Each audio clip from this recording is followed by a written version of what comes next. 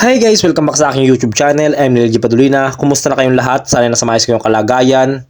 Welcome back again sa aking vlog, no? Pasensya na guys kung medyo matagal na tayong hindi nakapag-vlog sa kadahilan ng sobrang busy po natin sa trabaho. 14 hours po tayo everyday na naka-duty, kaya halos wala na po akong time. Pero kahit na ganun pa man po, ay magbibigay pa rin po ako ng tips at idea sa ating mga mahal na viewers, no? Lalo na po yung mga nag-a-apply sa fast food.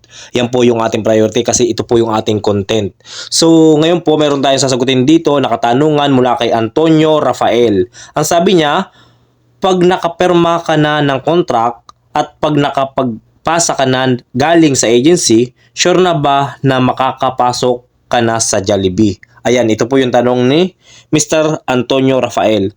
So kapag po ikaw ay nakapirma na mula sa iyong agency ng kontrata, ay sigurado na po na ikaw ay hired na. Kaya nga po ikaw ay pumirma, ibig sabihin po nun is hired ka na. Then ang next na gagawin nyo po nun is magre-report ka sa store na yung pagjujutihan para ikaw po ay mabigyan ng mga list of requirements katulad ng mga medical requirements. Ayan po. Yan po yung iyong ipapasa sa iyong store.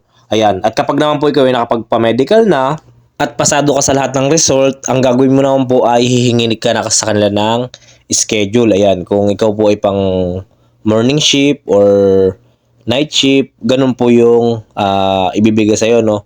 Bibigyan ka nila ng schedule. Ayan. Sana po ay nasagot ko ang iyong katanungan, Mr. Antonio Rafael. Ayan.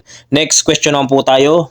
Mula ito kay Angel Bacus. Ayan. Sabi niya, Sir, pwede po bang magtanong, kapag nag-apply ka sa Jollibee at kakapunta mo lang sa store, may possible na tatanungin ka ng manager or i-text ka na lang, sana mapansin po ang aking tanong. Ayan.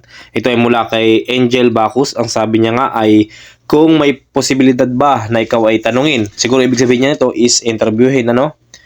Is sa store po na urgent hiring, pwede pong pagkapasa mo ng resume, ikaw po ay agad na interviewin nila. Pero kung hindi po nila hiring or hindi nila urgent hiring, is mag-aantay ka po ng mga 2 weeks before interview, ano? Kaya mas maganda pa rin yung ikaw ay be ready. Ayan, meron kang resume, meron kang mga basic requirements katulad ng SS Pag-ibig PhilHealth. Para kung sakali man na ikaw ay ma-hire kagad, ang kakailangan mo lang is yung mga medical requirements. Ayan, yan po yung aking sagot sa iyo. Sana po ay nasagot ko yung iyong tanong, Miss Angel Bacus. Pangatlong tanong mula ito kay Giovanni Guillermo. Ayan, ang tanong niya, Sir, good evening po. Tanong lang po, pwede po ba kumain ng tinapay dyan pag nagugutom ka kahit di pa po break time? Salamat po. Ayan. Dito po sa fast food ay pwede man pong ikaw ay kumain ng biskwit kung ikaw po ay nagugutom.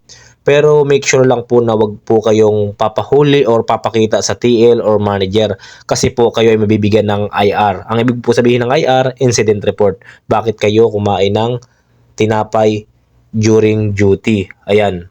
So, dapat po ay patago po kayong kakain. Kung maaari po ay hindi dapat makita nila, no? Kasi minsan po talaga hindi po natin maiwasan na magutom sa duty, lalo na kapag long duty po tayo. Minsan kasi late na tayo mag-break, so gagawa talaga tayo ng paraan para makakain. Sa akin pong experience ay kumakain din naman po ako ng mga biscuits, pero hindi po ako nagpapahuli kasi alam niyo naman po na delikado rin po talaga yung ganong senaryo, no? Lalo pag ikaw ay ngumunguya. Iisipin lang na ikaw ay kumakain ng burger or fries, yun po ay malaking issue para sa kanila. Kaya ang mas mahalaga po, wag lang po tayong magpakita sa kanila habang tayo kumakain. Pwede man tayong pumunta sa crew room, ayan, kasi doon ay safe. Ayan. Sana nasagot ko ang iyong tanong, Giovanni Guillermo. Shout out po kay Angel Bacus. Ang sabi niya, thank you for information, sir. Kasi mag-apply din po ako ng trabaho like fast food chain. Kay malaki po ang tulong ng bidyong ito, sir. Ayan, maraming pong salamat sa inyong panonood sa akin. At kung ikaw po ay bago pa lang sa aking video, nagtuturo po ako ng mga tips and idea about sa pag-apply sa trabaho, mapa-fast food po man or mapa-abroad. So, dati po akong isang service crew sa Jollibee at Mang Inasal at ngayon po ay nandito na ako sa bansang Saudi Arabia. Ayan, ito po yung trabaho ko. Nakikita nyo naman po yung ginagawa ko.